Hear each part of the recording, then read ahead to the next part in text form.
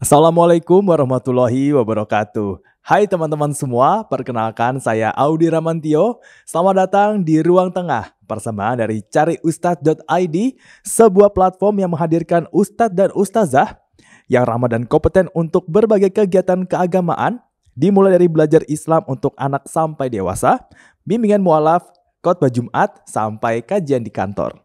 Kali ini cariustad.id bekerja sama dengan kelas penyiar Indonesia yang merupakan tempat belajar public speaking dan broadcasting buat siapapun yang ingin meningkatkan rasa percaya diri, skill komunikasi, ataupun berkarya dengan suara. Langsung aja follow di Instagram @kelaspenyiar_id atau ke website resminya kelaspenyiar.com untuk dapetin informasi selengkapnya. Sejalan dengan semangat wasatiyah yang berada di tengah, Cari Ustadz senantiasa mengajak untuk selalu kritis belajar atas berbagai topik dari berbagai sumber. Makanya di ruang tengah ini, setiap topik tidak hanya akan dibahas dalam perspektif agama oleh ustadz dan ustazah yang kompeten, tapi juga oleh para ahli dari bidangnya masing-masing. Nah, hari ini nih kita akan membahas topik yang seru dan sering banget nih ditanya di fitur Tanya Ustadz pada platform Cari Ustadz, yaitu tentang peran perempuan ulama di ruang publik. Nah, ini khususnya bagi para perempuan ya, yang mungkin bercita-cita, perempuan muda bercita-cita ingin menjadi ulama, tapi mungkin di pandangan masyarakat tuh kalau ngeliat ulama tuh ya, mungkin lebih condong ke laki-laki nih. Sebenarnya kalau perempuan itu bisa nggak sih jadi ulama? Nah, kita akan mengupas tuntas nih soal peran perempuan ulama di ruang publik barengan sama dua narasumber yang sudah hadir di tengah-tengah kita. Assalamualaikum Ibu Badriah. Waalaikumsalam warahmatullahi wabarakatuh. Gimana kabarnya Bu? Alhamdulillah sehat, semoga semuanya juga sehat. Alhamdulillah. Nah, saya juga ingin menyapa nih Mbak Anantia selaku Managing Director Think.Woman. Assalamualaikum Mbak Anantia. Waalaikumsalam warahmatullahi wabarakatuh. Gimana kabarnya Mbak? Baik-baik, alhamdulillah.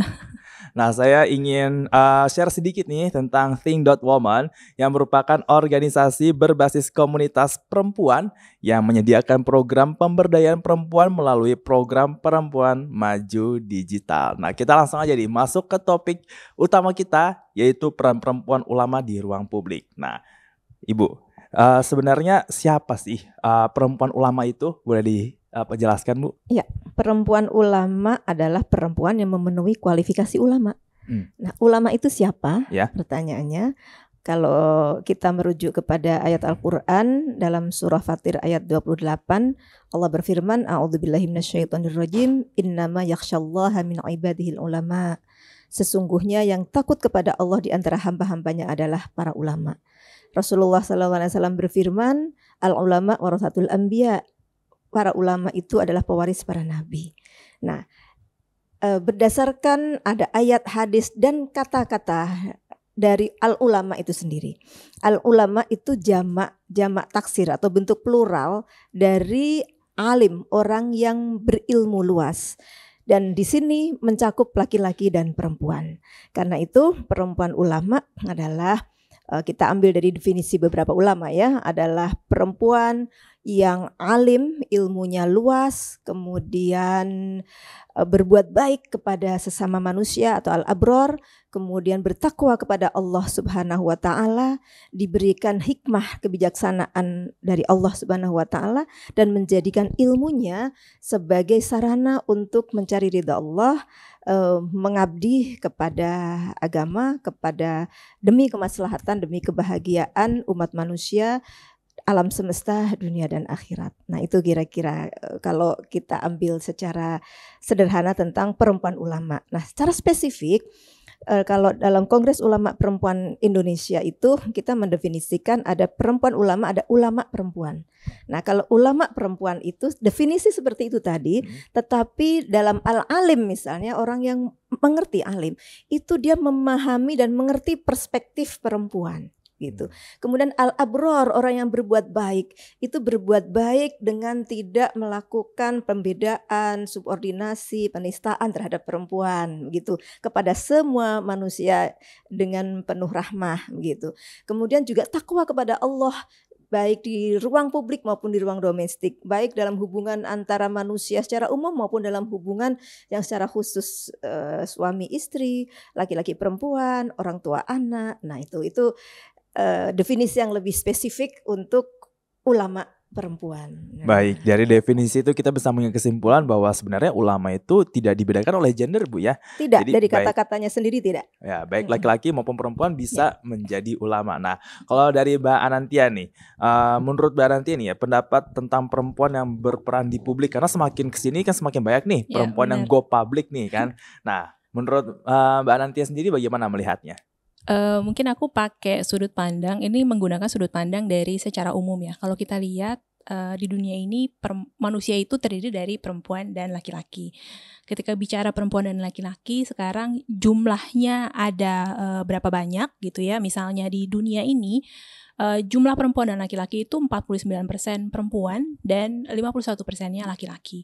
Di Indonesia juga sama komposisinya, gitu 49% perempuan dan 51%-nya laki-laki. Nah, ketika kita bicara tentang ini berarti kan ada ketika bicara soal kehidupan gitu ya, harusnya itu saling bersumbangsi ya dua-duanya. Jadi kehidupannya itu berjalan dengan baik kalau ada keserasian antara keduanya. Nah, bicara soal peran dalam domestik dan juga publik, ya berarti ketika di publik pun berarti ada peran serta keduanya harusnya secara yang baik gitu ya. Nah, tapi ada data yang menarik. Saya dapat data dari World Economic Forum. Ini ada data mengenai gender gap gitu. Jadi dari data ini dikeluarkan dari survei di 156 negara. Dari 156 negara ini ternyata gender gap-nya itu ada sekitar 68%. Gitu. Ini gender gap yang cukup tinggi dihitung dari 4 kriteria aspek. Aspek yang pertama adalah aspek pendidikan, kemudian ada aspek kesehatan, ada aspek ekonomi, dan juga ada aspek politik. Jadi bisa dibilang dari keempat aspek ini, perempuan itu gap-nya atau jarak ketertinggalan antara perempuan dan laki-laki, peran di publiknya itu 68%. Gitu. Dan menurut penelitian ini juga diungkapkan bahwa ketika perempuan mau mengejar kesetaraannya dengan laki-laki, di mana misalnya perannya itu berdua gitu ya, perempuan dan laki-laki, itu perempuan butuh mengejar sekitar 135 juta tahun untuk melakukan pengejaran itu, untuk memperpendek jarak yang ada. Gitu. Nah, ini sesuatu yang menarik karena memang terjadi di banyak sekali negara gitu. Dan bicara soal tadi ya ternyata kalau dari sisi agama pun peran perempuan dan laki-laki itu bisa dibilang memang ada gitu ya kalau dalam perannya gitu. Karena bicara soal peran perempuan dan laki-laki, kita kenal dengan, nanti mungkin akan aku coba bahas lebih lanjut mengenai istilah gender dan juga perbedaan perempuan dan laki-laki dari sisi biologis. Tapi kalau kita bicara dari sisi peran perempuan dalam ranah publik, itu adalah konstruksinya adalah konstruksi gender jadinya nanti. Gitu. Mungkin itu dulu yang yang lama juga yang berarti sampai harus 135 juta tahun. 135 juta tahun. Bukan 135 juta, 135 tahun untuk ngejar. Wow, untuk ngajar aja butuh segitu lamanya ya. Iya. Wah, tapi kalau begitu memang sebenarnya memang penting sekali ya nih ya peran perempuan ini di ranah publik ya, terutama untuk mengejar kesetaraan itu dan keseimbangan ya. Di dunia ini kan butuh keseimbangan. Jadi laki-laki punya perannya sendiri, nah perempuan juga punya perannya sendiri, dan bagaimana kita saling menyeimbangkan kedua peran ini ya kan. Nah, kalau dari Ibu Badriah sendiri nih, sebenarnya tuh seberapa penting sih ada yang namanya perempuan ulama di ranah publik nih? Kalau tadi kita membicarakan soal kesetaraan tadi. Iya, penting sekali karena dunia ini ya ada perempuan, ada laki-laki. Dan Islam sendiri turun rahmatan lil alamin. Itu rahmat itu untuk perempuan, untuk laki-laki, untuk kelompok rentan, bahkan untuk alam semesta begitu ya. Sehingga ketika ada penafsiran tentang agama, ada fatwa, ada pandangan-pandangan keagamaan dalam rangka kemaslahatan manusia, dalam rangka kemaslahatan masyarakat, dalam rangka kemaslahatan umat, ini harus benar-benar kemaslahatan itu untuk semuanya, untuk laki-laki, untuk perempuan, untuk semua kelompok gitu. Nah, dalam konteks ini ketika perempuan itu tidak terlibat dalam proses keilmuannya, ya tadi gender gap itu dari sisi ilmunya saja sudah tidak sama. Terus kemudian musyawarah, misalnya musyawarah tentang persoalan perempuan yang mengerti tentang masalah perempuan, tentang dirinya, mereka misalnya tidak terlibat sama sekali di dalam proses itu. Nah, ini sangat riskan dan sangat berpotensi untuk memunculkan pandangan-pandangan atau tafsir-tafsir keagamaan yang bias gender. Nah, yang kemudian menjadi ada ketidakadilan atau ketidaksetaraan kepada perempuan. Nah, karena itulah alhamdulillah dalam Islam itu al-ulama, bahasanya al-ulama ya, bukan al-alimun begitu. Ya, itu yang mencakup laki-laki dan perempuan. Itu memastikan bahwa dalam soal penafsiran teks-teks agama, perumusan kemaslahatan bersama, ya memang perempuan itu perlu terlibat dan dilibatkan, dan itu bisa kita telusuri jejaknya dalam proses tasyri' Islam itu sendiri, proses pembentukan hukum Islam. Dalam Al-Quran itu banyak ayat-ayat yang muncul karena ada pertanyaan, kemudian ada permasalahan, ada protes bahkan dari kaum perempuan, misalnya seperti kayak surah Al-Ahzab ayat 35, surahnya panjang ya. Ini kan istri Rasulullah Ummu Salamah bertanya. Kemudian juga ada hadis-hadis banyak sekali. Kalau hadis muncul karena ada pertanyaan, ada masalah, ada keluhan, ada komplain begitu. Nah, jadi tasyri' Islam sendiri itu di situ ada peran perempuan dalam proses pembentukannya. Dan kemudian di tahap awal sendiri istri Rasulullah Aisyah radhiyallahu anha, Ummul Mukminin Aisyah radhiyallahu anha, beliau adalah seorang ulama sahabat yang keilmuannya diakui oleh laki-laki maupun perempuan, sehingga para sahabat dan kemudian generasi sesudahnya yang menulis dalam kitab-kitab sejarah menuliskan beliau Ibu Aisyah ini orang yang sangat ahli dalam bidang fikih, dalam bidang sastra, dan sekaligus dalam bidang kedokteran. Jadi keulamaan perempuan itu sebetulnya ada sudah dalam proses penurunan syariat Islam itu sendiri, dan sejak masa Rasulullah sendiri, dan Rasulullah juga memberikan ruang pada keterlibatan perempuan dalam proses pembentukan syariat itu. Oh, berarti memang demi kemaslahatan masyarakat itu, dan peran perempuan ini sangat penting dan bahkan sudah sangat berperan sekali ya dari zaman Rasul. Harus ada. Niscaya, kalau enggak nanti jadi pincang. Oh gitu, jadi pincang. Nah ini nih harus adanya ini nih. Menurut Mbak Nantia nih, seberapa urgent sih dan seberapa besar dampak positifnya nih dari keterlibatan perempuan di ranah publik untuk di seluruh bidang misalkan? Kalau dibilang urgent dari data yang tadi aku kasih di share gitu ya, bahwa gapnya ada 68%, berarti urgent untuk perempuan masuk ke ranah publik. Dan menariknya juga kalau tadi di share gitu ya, bahwa dalam sejarahnya pun agama Islam itu mendukung perempuan untuk juga peran serta gitu ya, karena kan yang tadi aku bilang gitu, perempuan ada laki-laki, di manusia itu ada perempuan dan laki-laki, dan kolaborasi itu dibutuhkan untuk menciptakan sesuatu yang baik gitu. Nah, bicara soal urgensi dan seberapa penting, dengan gap yang yang sejauh itu ya, 68% itu cukup tinggi, dan kalau mengejar butuh lebih dari 100 tahun juga itu prosesnya lama gitu. Nah, yang terlihat juga adalah peran perempuan dalam ranah publik ini diperlukan terutama untuk memegang peranan-peranan penting. Misalnya, gap terbesar dalam data yang ada itu bilang bahwa perempuan perannya misalnya di ranah ekonomi dan juga ranah politik itu sangat rendah. Padahal kalau perempuan misalnya ada di ranah politik, dia bisa menentukan atau mengambil kebijakan yang ramah perempuan misalnya. Nah, ini kan juga sesuatu yang kita butuh gitu ya, untuk perempuan-perempuan masuk, kemudian membuka jalan, membuka kebijakan untuk lebih banyak perempuan masuk berinteraksi di ranah publik. Demikian juga di bidang ekonomi gitu ya. Misalnya dengan keberadaan perempuan yang ada di top manajemen dalam perusahaan atau dia memimpin perusahaan. Nah, dari sudut pandangnya perempuan, ketika lebih banyak perempuan yang ada di posisi itu, berarti kebijakan-kebijakan dalam ekonomi juga bisa ditarik untuk kebijakan yang juga ramah terhadap kebutuhannya perempuan gitu. Itu hal-hal yang membuat kenapa keberadaan perempuan itu sekarang urgent gitu. Sekarang pentingnya atau gunanya apa sih gitu ya peran serta perempuan gitu. Nah, ada sebuah riset dikeluarkan oleh McKinsey. Riset ini bilang bahwa kalau di Indonesia di tahun 2025 itu GDP-nya bisa naik bertambah 9% ketika perempuan itu turut serta di ranah publik dalam aspek ekonomi misalnya. Jadi sebegitu tingginya gitu kalau misalnya perempuan 9,5% bisa untuk GDP naik gitu, peran perempuan. Gitu.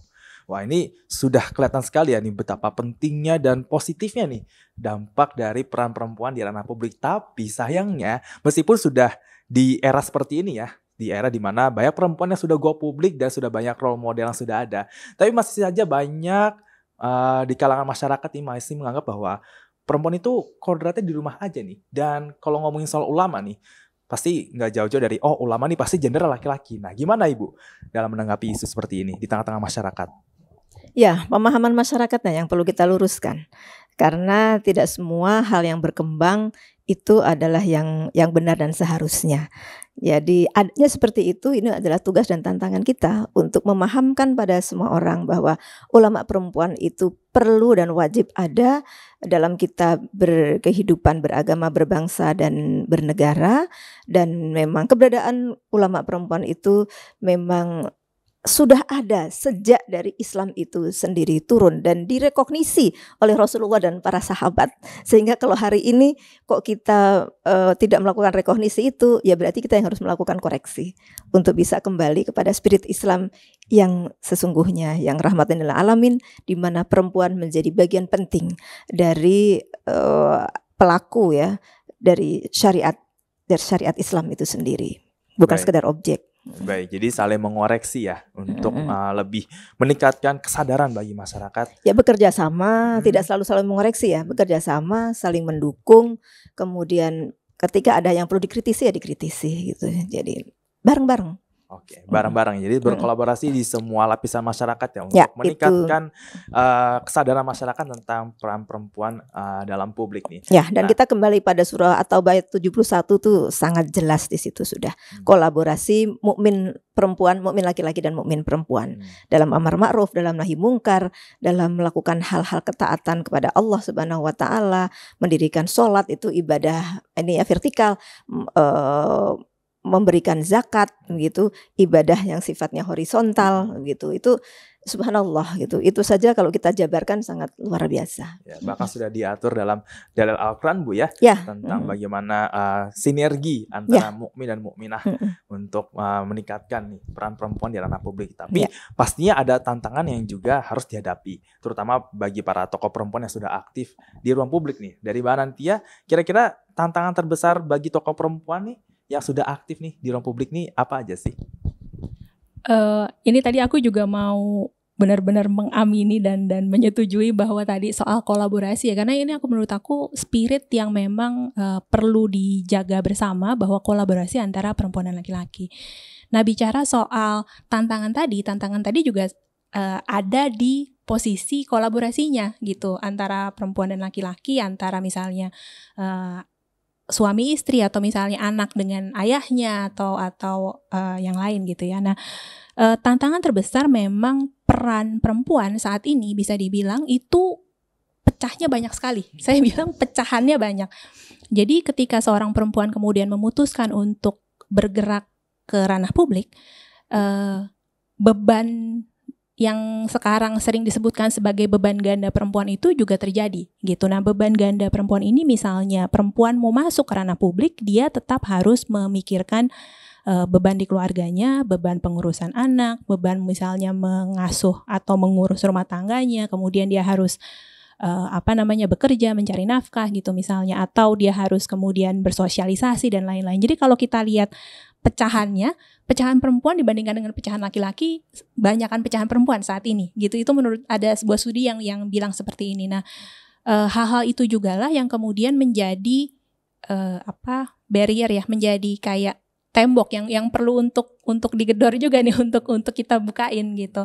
Karena beban tadi itu juga mencakup misalnya satu ada tantangan dari sisi kebijakan. Jadi kebijakan yang tidak pro terhadap perempuan. Nah ini juga yang tadi karena tidak banyak representasi perempuan di tempat yang membuat kebijakannya, jadinya kebijakan tidak pro terhadap perempuan. Kemudian akses terhadap modal gitu ya, misalnya ketika perempuan kemudian mau mulai bekerja atau kemudian mau membuat bisnisnya sendiri, itu juga lumayan susah gitu. Kemudian yang tadi beban ganda tadi, bahwa kalau misalnya beban tersebut bisa dibagi dengan suaminya, misalnya kita kolaborasi untuk mengatur, mungkin itu bisa jadi lebih ringan gitu untuk perempuan ketika dia mau masuk ke dalam ruang publik gitu. Jadi tadi aku mengamini sekali mengenai kolaborasi itu karena itu salah satu yang penting. Ya, di ruang publik laki-laki perempuan juga bekerja sama, di ruang domestik juga sama. Jadi ada ibu rumah tangga, ada bapak rumah tangga. Jadi kolaborasi antara laki-laki dan perempuan bisa diawali dari rumah, ya kan, dan juga bisa langsung dipraktekkan di ranah publik ya, terutama meningkatkan peran perempuan dalam pembuat kebijakan dan juga meningkatkan kesadaran masyarakat nih akan pentingnya peran perempuan di ranah publik. Baik, untuk teman-teman semua jangan sampai ketinggalan nih episode-episode selanjutnya di Ruang Tengah yang akan membahas berbagai topik-topik seru lainnya. Saya ingin mengucapkan terima kasih kepada Ibu Badriah dan juga Mbak Anantia atas pemaparannya hari ini. Terima kasih. Saya Audi Ramantio, pamit undur diri. Wassalamualaikum warahmatullahi wabarakatuh.